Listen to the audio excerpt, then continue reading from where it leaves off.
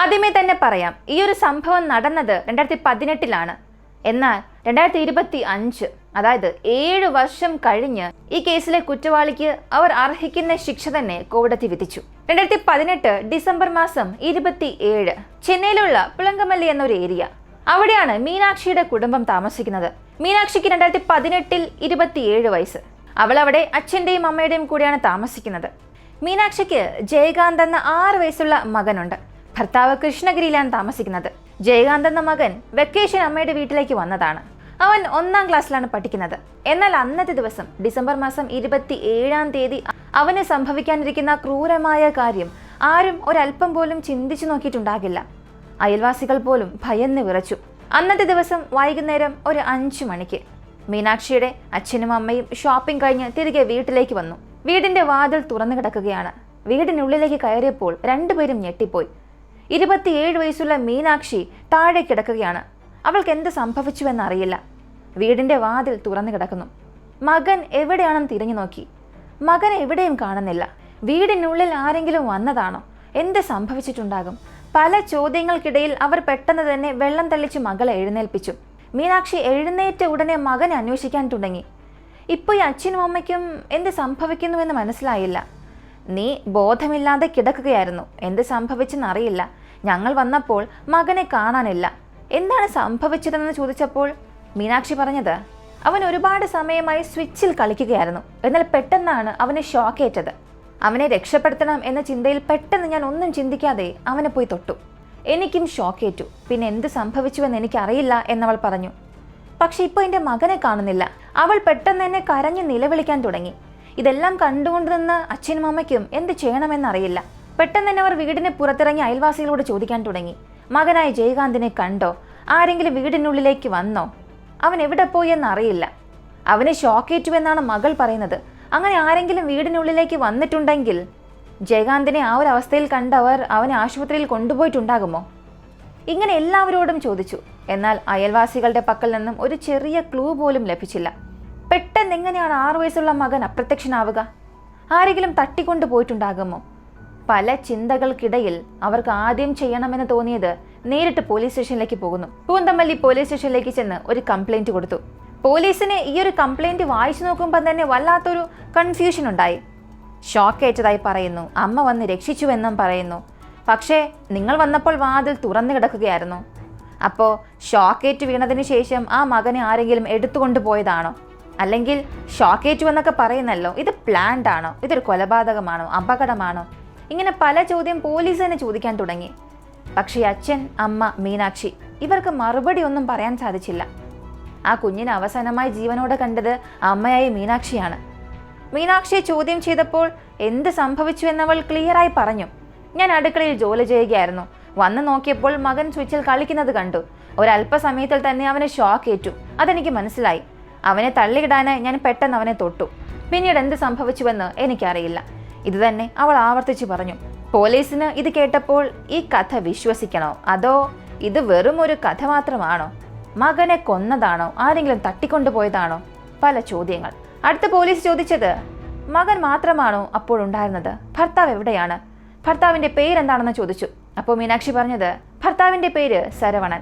അയാൾക്ക് 35 വയസ്സ്. 2011 ഇവർക്ക് രണ്ടുപേർക്കും വിവാഹം കഴിഞ്ഞു. പ്രണയ വിവാഹമായിരുന്നു. എന്നാൽ വിവാഹം കഴിഞ്ഞ അടുത്ത 1 വർഷത്തിൽ തന്നെ ജയകാന്ത് ജനിച്ചു. കുഞ്ഞ് ജനിച്ച അടുത്ത 4 വർഷത്തിൽ ഇവർ രണ്ടുപേരും വേറെ പിരിഞ്ഞ് ജീവിക്കാൻ തുടങ്ങി. ഇവർക്കിടയിൽ തന്നെ ഒരുപാട് പ്രശ്നങ്ങൾ. ഇപ്പൊ പോലീസിന്റെ സംശയമെല്ലാം ശരവണിലേക്ക് പോയി. ഒരു പക്ഷേ ഷോക്കേറ്റ സമയം ശരവൺ വീട്ടിലേക്ക് വന്ന് കുഞ്ഞിനെ കൊണ്ടുപോയിട്ടുണ്ടാകുമോ? അതിനെക്കുറിച്ച് അന്വേഷിക്കാൻ തുടങ്ങി. മകനായ ജയകാന്തൻ അച്ഛനുമായാണ് താമസിക്കുന്നത്. അവൻ 1ാം ക്ലാസ് പഠിക്കുന്നു. വെക്കേഷൻ ലീവ് വന്നു.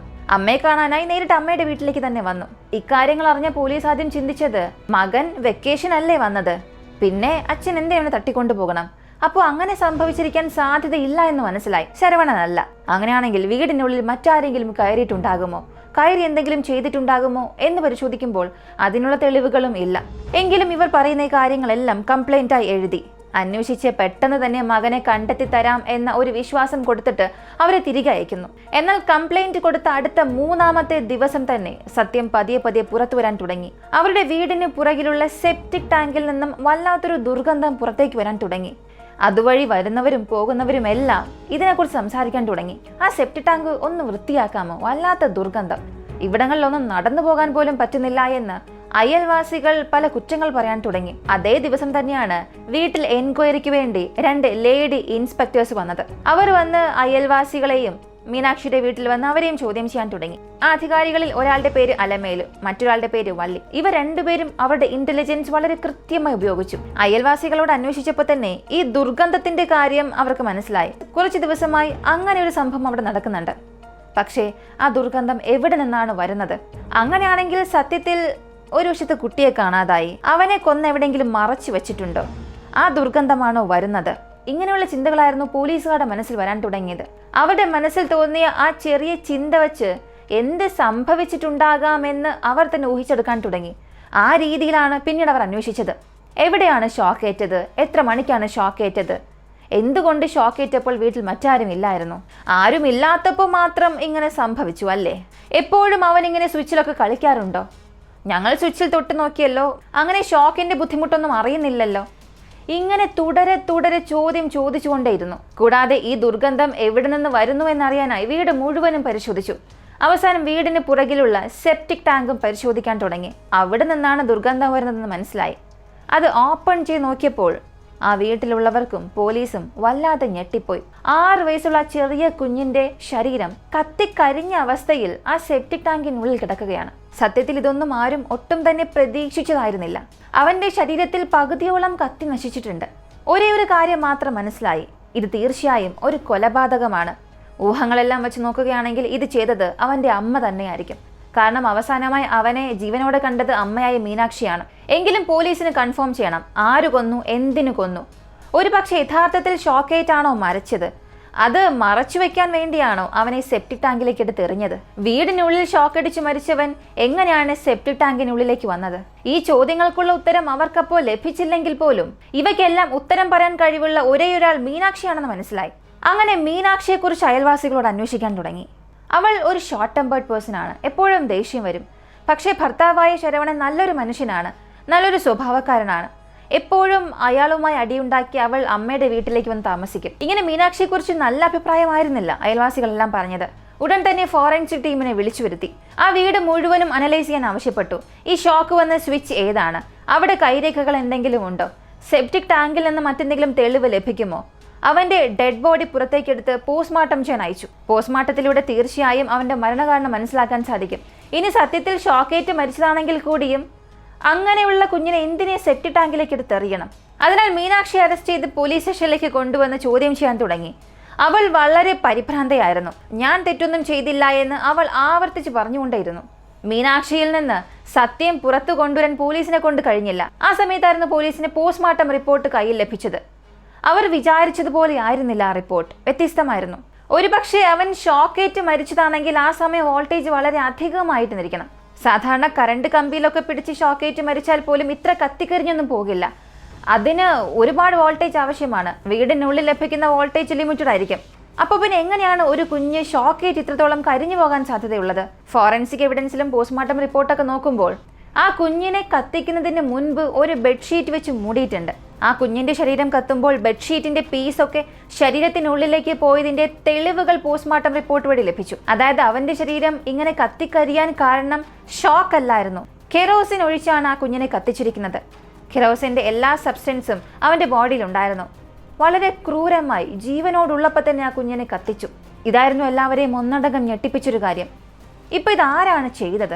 എല്ലാവർക്കും അറിയാം ഇത് ചെയ്തത് മീനാക്ഷിയാണെന്ന്. പക്ഷെ മീനാക്ഷി തന്നെ അത് പറയേണ്ടത് അത്യാവശ്യമാണ്. അവസാനം പോലീസിന്റെ അന്വേഷണത്തിൽ അവൾ തന്നെ സമ്മതിച്ചു, അതെ, ഞാൻ തന്നെയാണ് എൻ്റെ 6 വയസ്സുള്ള മകനെ കൊന്നത്.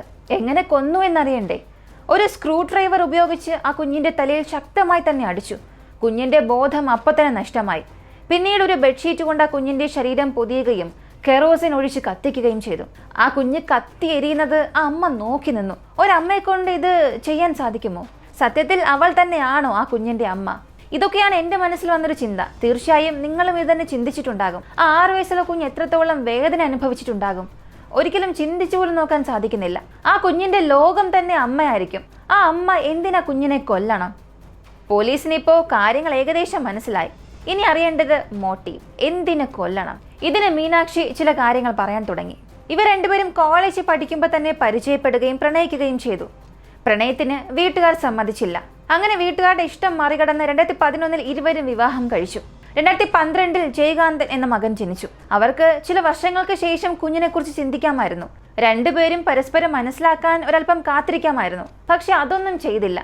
ഇതാണ് പല ബന്ധങ്ങളിലും നടക്കുന്നൊരു സംഭവം. വെറുതെ ഏതോ ഒരു നിമിഷത്തെ പിഴവ് കാരണം ഒരു കുഞ്ഞ് ജനിക്കും. കുഞ്ഞ് കയ്യിൽ വന്നതിന് ശേഷം കുഞ്ഞ് വലിയൊരു ബുദ്ധിമുട്ടായി തന്നെ ചിന്തിക്കും. എന്നാൽ കാത്തിരുന്ന് പദ്ധതിയിട്ട് ഒരുപാട് ആഗ്രഹങ്ങളോടുകൂടി ഒരു കുഞ്ഞ് കയ്യിലേക്ക് വരുമ്പോൾ ആ കുഞ്ഞാണ് ജീവിതം.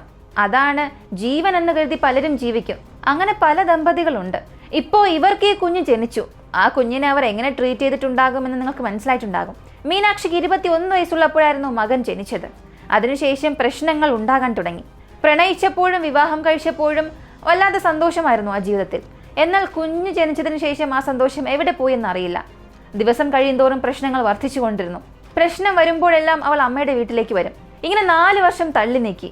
എന്നാൽ 4 വർഷത്തിന് ശേഷം ഇനി ഇങ്ങനെ ജീവിക്കാൻ കഴിയില്ല. വിവാഹ മോചനം നേടാമെന്ന് തീരുമാനിച്ചു.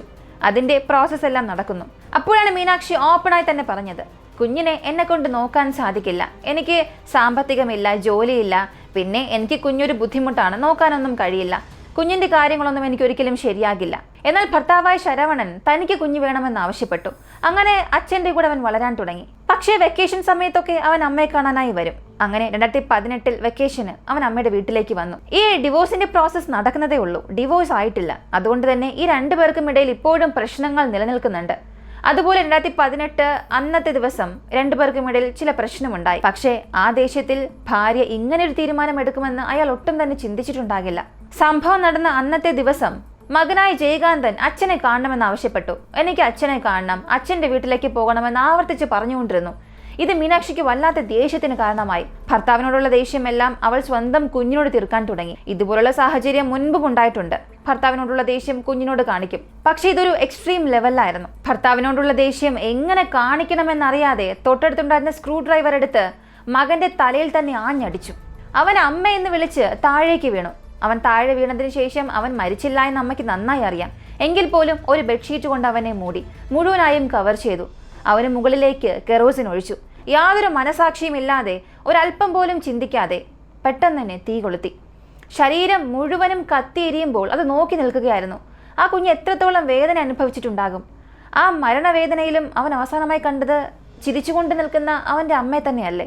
എന്നാൽ അവൾ ഇതെല്ലാം ചെയ്തത് വീടിനുള്ളിലാണ്. ആ കുഞ്ഞിനെ പൂർണ്ണമായും കത്തിച്ച് ചാമ്പലാക്കാൻ കഴിയില്ല. ആ ശരീരം പകുതിയിലേറെ കത്തി നശിച്ചു. അതിനെ എങ്ങനെ കളയണമെന്നറിയില്ല. അവൾ അതുപോലെ ആ കുഞ്ഞിനെ തൂക്കി സെപ്റ്റിക് ടാങ്കിനുള്ളിലേക്കിട്ടു. എന്നിട്ട് അത് അടച്ചു വെച്ചു. ഏതൊരു കുഞ്ഞിനും ഇങ്ങനൊരു സംഭവം നടക്കാൻ പാടില്ല എന്ന് മാത്രമാണ് എനിക്ക് പറയാനുള്ളൂ. ഇതിനെക്കുറിച്ച് എന്ത് പറയണമെന്നേ അറിയില്ല. ആരുടെയെങ്കിലും കുടുംബത്തിൽ ഇങ്ങനെ എന്തെങ്കിലും ഒരു പ്രശ്നമുണ്ടെങ്കിൽ, കുഞ്ഞുങ്ങളെ നോക്കാൻ കഴിയുന്നില്ലെങ്കിൽ ആ കുഞ്ഞുങ്ങളെ അനാഥാശ്രമത്തിലെങ്കിലും ആക്കുക. ആ കുഞ്ഞിനൊരു ജീവിതമെങ്കിലും ലഭിക്കും. അതിപ്പോൾ മകനായാലും മകളായാലും. ജീവിതകാലം മുഴുവൻ ഒരു പക്ഷേ കഷ്ടപ്പെട്ടേക്കാം, പക്ഷേ ആ കുഞ്ഞ് ജീവനോടെ ഉണ്ടാകുമല്ലോ. ഇത്രയും ക്രൂരമായി ഒരു ജീവൻ എടുക്കുന്നത്, അത്രയേറെ വേദന ഒരു കുഞ്ഞിന് കൊടുക്കുന്നത് എന്തിനാണ്? ഒരുപാട് സംഭവങ്ങളാണ് നമുക്ക് ചുറ്റും ഇങ്ങനെ നടക്കുന്നത്. അച്ഛൻ അമ്മ ബന്ധങ്ങൾ ഇതിനൊന്നും യാതൊരു മൂല്യവുമില്ലാതാകുന്നു എന്നുള്ളതാണ് സത്യം. നമ്മുടെ ശരീരത്തിൻ്റെ, നമ്മുടെ ജീവന്റെ തന്നെ ഒരു ഭാഗമാണ് നമ്മുടെ മക്കൾ എന്ന് പോലും അറിയാതെ, ഒരല്പം പോലും ചിന്തിക്കാതെയാണ് പല ക്രൂര കൃത്യങ്ങളും ചെയ്യുന്നത്. ഇപ്പൊ പോലീസിന്റെ അന്വേഷണത്തിൽ മോട്ടീവ് ഓഫ് മർഡർ മനസ്സിലായി. ചാർജ് ഷീറ്റ് ഫയൽ ചെയ്യുന്നു. പക്ഷെ ഇവർക്ക് അപ്പോഴും ഉണ്ടായിരുന്ന ഒരു ബുദ്ധിമുട്ടുള്ള കാര്യം, ഐ വിറ്റ്നസ് ഒന്നും ഇല്ലായിരുന്നു. അവളുടെ കൊലപാതകം അത് കണ്ട ദൃക്സാക്ഷികളൊന്നും തന്നെ ഇല്ല. അതുകൊണ്ട് ഫോറൻസിക് എവിഡൻസ് സ്ട്രോങ് ആക്കണം. അതിലൂടെ അവൾക്ക് ശിക്ഷ കൂടുതൽ ലഭിക്കും. പോസ്റ്റ്മോർട്ടം റിപ്പോർട്ടിലൂടെ കെറോസിൻ ഒഴിച്ചാണ് കുഞ്ഞിനെ കൊന്നത് എന്ന് നമുക്ക് തെളിയിക്കാൻ സാധിക്കും. ഹാളിനടുത്തുള്ള ഒരു സ്ഥലത്തായിരുന്നു കെറോസിൻ ഒഴിച്ച് ആ കുഞ്ഞിന്റെ ശരീരം അവൾ കത്തിച്ചത്. അവിടെയുള്ള ബോഡി എങ്ങനെ സെപ്റ്റിക് ടാങ്ക് വരെയും പോയി? തീർച്ചയായും അത് അമ്മ തന്നെയാണ് ചെയ്തത്. ഈ എവിഡൻസ് എല്ലാം നീറ്റായി തന്നെ ഫ്രെയിം ചെയ്യാൻ തുടങ്ങി. ചാർജ് ഷീറ്റ് എല്ലാം തയ്യാറാക്കി. 7 വർഷത്തോളം ഈ കേസ് നടക്കുകയായിരുന്നു. ഈ കേസ് ഫോളോ ചെയ്യുന്ന എല്ലാവർക്കും സന്തോഷം നൽകുന്ന രീതിയിൽ 2025 മാർച്ച് മാസം കോടതിയിൽ നിന്നും വിധി വന്നു. മീനാക്ഷിക്ക് മാനസിക പ്രശ്നങ്ങളൊന്നുമില്ല, മെന്റലി സ്റ്റേബിൾ ആണ്. ഇടയ്ക്കിടയ്ക്ക് ദേഷ്യം അധികമാകും. 6 വയസ്സുള്ള കുഞ്ഞിനെ കൊന്നത് അവൾ തന്നെയാണ്. സ്ക്രൂ ഡ്രൈവർ വെച്ച് മനസാക്ഷിയില്ലാതെ അടിച്ചു, ശരീരം കത്തിച്ചു, ഡെഡ് ബോഡി മറവ് ചെയ്തു, തെളിവുകൾ നശിപ്പിക്കാൻ ശ്രമിച്ചു, പോലീസിനോട് കള്ളം പറഞ്ഞു. ഇവയെല്ലാം ചേർത്തവൾക്ക് ജീവപര്യന്തം തടവ് വിധിച്ചു. ജീവിതകാലം മുഴുവനും അവൾ ഇന്ന് ജയിലിൽ തന്നെ ആയിരിക്കണം. 1000 രൂപ ഫൈൻ വിധിച്ചു. 1000 രൂപ അടയ്ക്കാൻ സാധിച്ചില്ലെങ്കിൽ എക്സ്ട്രാ 1 വർഷം കൂടി ജയിലിലായിരിക്കണം. ഈ എക്സ്ട്രാ 1 വർഷം എന്നത് ഇവിടെ വാലിഡ് അല്ല.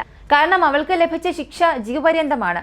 ജീവപര്യന്തം എന്ന് പറഞ്ഞാൽ ജീവിതകാലം മുഴുവനും ജയിൽ തന്നെ ആയിരിക്കും. കോടതി വിധി കേട്ടപ്പോൾ എല്ലാവർക്കും ഒരുപാട് സന്തോഷമായി. അവളുടെ കണ്ണീര് കാണുമ്പോൾ അവൾ ചെയ്ത ക്രൂരമായ പ്രവൃത്തിക്ക് ഇത് പോരാ എന്നൊരു പക്ഷെ നമുക്ക് തോന്നിപ്പോകും. ഈ വിധി വന്നതും അവൾ പെട്ടെന്ന് പോലീസിന്റെ കാലിൽ വീണ് കരയാൻ തുടങ്ങി. ദയവ് ചെയ്ത് എന്നെ വിട്ടയക്കണം, ഞാനിനി ഏതൊരു തെറ്റും ചെയ്യില്ല എന്ന്. പക്ഷെ ഇനി എന്ത് പ്രയോജനമാണുള്ളത്? നിയന്ത്രണങ്ങൾ പാലിക്കേണ്ട സമയത്ത് അത് പാലിച്ചില്ല. കയ്യിൽ ഒരു കുഞ്ഞ് ലഭിച്ചതിന് ശേഷം ആ കുഞ്ഞിനെങ്കിലും നന്നായി നോക്കണമായിരുന്നു. അതും സംഭവിച്ചില്ല. രണ്ടുപേരും വേർപിരിഞ്ഞതിനു ശേഷം അവരെങ്കിലും ജീവിക്കാൻ അനുവദിക്കണമായിരുന്നു. അതും ചെയ്തില്ല. ആരുടെയും മേലുണ്ടായിരുന്ന കോപം സ്വന്തം മകനിൽ കാണിച്ചു. അങ്ങനെ 6 വയസ്സുള്ള കുഞ്ഞിനെ ക്രൂരമായി തന്നെ കൊല്ലുകയും ജീവിതകാലം മുഴുവനും ജയിലഴിയിൽ കിടക്കേണ്ട സാഹചര്യം വരികയും ചെയ്തു. തീർച്ചയായും ഈ ഒരു കേസിനെ കുറിച്ച് അറിഞ്ഞതിന് ശേഷം അടുത്ത 2-3 ദിവസം നിങ്ങളുടെ മനസ്സിൽ ഈ ഒരു കേസ് തന്നെയായിരിക്കും. ഇതിൽ നിന്നും നിങ്ങൾക്ക് പുറത്തേക്ക് വരാൻ ഒരല്പം സമയമെടുക്കും. അത്രത്തോളം വളരെ വേദനാജനകമാണ്. അതുകൊണ്ട് നിങ്ങൾ ആരും ഇങ്ങനെ ഒരു തെറ്റ് ചെയ്യണം എന്ന് ചിന്തിക്കുക പോലും ചെയ്യരുത്. എന്തെങ്കിലും പ്രശ്നമുണ്ടെങ്കിൽ ശരിയായ രീതിയിൽ ഹാൻഡിൽ ചെയ്യുക. അങ്ങനെ നിങ്ങൾ ശരിയായ തീരുമാനം എടുക്കണം എന്നുള്ളതിന് വേണ്ടിയാണ് ഇങ്ങനെ ഒരു വീഡിയോ തന്നെ ചെയ്യാൻ കാരണം. ദയവ് ചെയ്ത് വീഡിയോ കാണുന്ന എല്ലാവരും നിങ്ങളുടെ സോൾമേറ്റിനെ കൃത്യമായി തന്നെ തിരഞ്ഞെടുക്കുക. നിങ്ങൾക്ക് ഇഷ്ടമുണ്ടെങ്കിൽ മാത്രം പൂർണ്ണ മനസ്സോടുകൂടി ഒരു കുഞ്ഞിനെ പ്രസവിക്കുക. ആ കുഞ്ഞിനെ പ്രസവിക്കുന്നതിന് മുൻപ് 1000 തവണ ചിന്തിക്കുക. എന്നാൽ ആ കുഞ്ഞിനെ പ്രസവിച്ചതിന് ശേഷം ദയവ് ചെയ്ത് ഇങ്ങനെ ഒരു കുഞ്ഞ് വേണോ എന്ന് ഒരു തവണ പോലും ചിന്തിക്കരുത്. എത്ര വലിയ പ്രശ്നം വന്നാലും നിങ്ങളുടെ കുഞ്ഞ് അത് നിങ്ങൾക്ക് വളരെ പ്രധാനപ്പെട്ടതാണ് എന്ന് നിങ്ങൾ ചിന്തിച്ചാൽ മാത്രമേ നിങ്ങളുടെ ജീവിതവും നിങ്ങൾക്ക് ചുറ്റുമുള്ളവരുടെ ജീവിതവും സന്തോഷമായിരിക്കുകയുള്ളൂ. ഇവൾ ചെയ്ത ഈ ഒരു ക്രൂര കൃത്യത്തിന് കോടതി നൽകിയ വിധി നിങ്ങൾക്ക് തൃപ്തികരമാണോ, അല്ലെങ്കിൽ മറ്റേത് ശിക്ഷയായിരുന്നു അവൾക്ക് നൽകേണ്ടിയിരുന്നത്? നിങ്ങളുടെ അഭിപ്രായം കമന്റിൽ പറയുക. ഇങ്ങനെയുള്ള വീഡിയോസ് കാണാൻ താല്പര്യമുള്ളവരാണ് നിങ്ങളെങ്കിൽ ഇപ്പോൾ തന്നെ നമ്മുടെ ചാനൽ സബ്സ്ക്രൈബ് ചെയ്യുക. മറ്റൊരു വീഡിയോയുമായി വീണ്ടും കാണാം.